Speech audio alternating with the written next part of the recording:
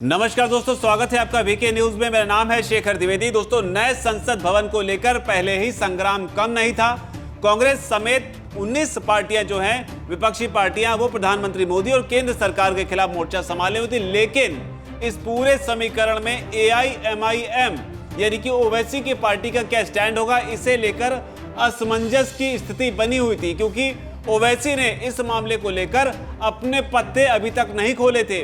क्यों नहीं खोले थे, इसका अंदाजा लगाना भी मुश्किल हो रहा था। लेकिन अब ओवैसी का बयान आ गया है। ओवैसी ने नए संसद भवन को लेकर बयान दिया है और प्रधानमंत्री मोदी को सुझाव भी दिया है कि आप पीछे हट जाइए। क्या कुछ कहा है ओवैसी ने, लेकिन अपने इस बयान के साथ ही उन्होंने एक नया राग भी छेड़ दिया है। क्या है पूरी खबर, आपको बताते हैं। दरअसल ओवैसी ने कहा है कि नए संसद भवन की जरूरत है, इसको कोई अस्वीकार नहीं कर सकता, लेकिन इसका उद्घाटन प्रधानमंत्री द्वारा नहीं होना चाहिए, क्योंकि ये शक्ति के पृथक्करण के सिद्धांत के खिलाफ है। तो ये ओवैसी ने कहा है। लेकिन बड़ी बात, संसद भवन की जरूरत की बात उन्होंने स्वीकार कर ली है। कहा है कि नए संसद भवन की जरूरत है, इसको कोई अस्वीकार नहीं कर सकता है।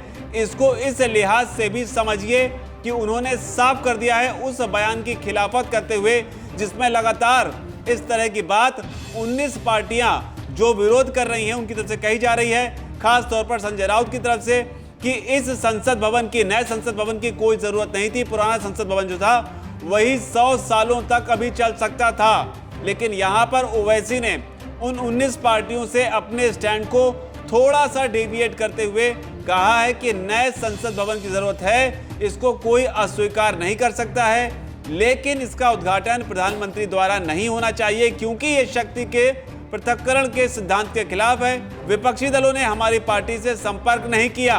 उद्घाटन लोकसभा स्पीकर को करना चाहिए, क्योंकि वो संसद के अभिरक्षक हैं। तो बड़ी बात बोल गए हैं कि विपक्षी दल जो 19 दल जो हैं, उन्होंने ओवैसी से संपर्क ही नहीं किया, और इसे लेते हुए उन्होंने एक नया राग छेड़ा और कहा है कि दरअसल न राष्ट्रपति न प्रधानमंत्री, इसका उद्घाटन जो है वो स्पीकर को करना चाहिए। वजह भी बता दी, क्योंकि वो संसद के अभिरक्षक हैं। तो दिलचस्प है ओवैसी का स्टैंड। ओवैसी आगे भी कहते हैं, हम प्रधानमंत्री से अपील करते हैं कि आप पीछे हट जाइए और स्पीकर ओम बिरला को उद्घाटन करने दें। अगर प्रधानमंत्री ऐसा करेंगे तो हम कार्यक्रम में जरूर आएंगे।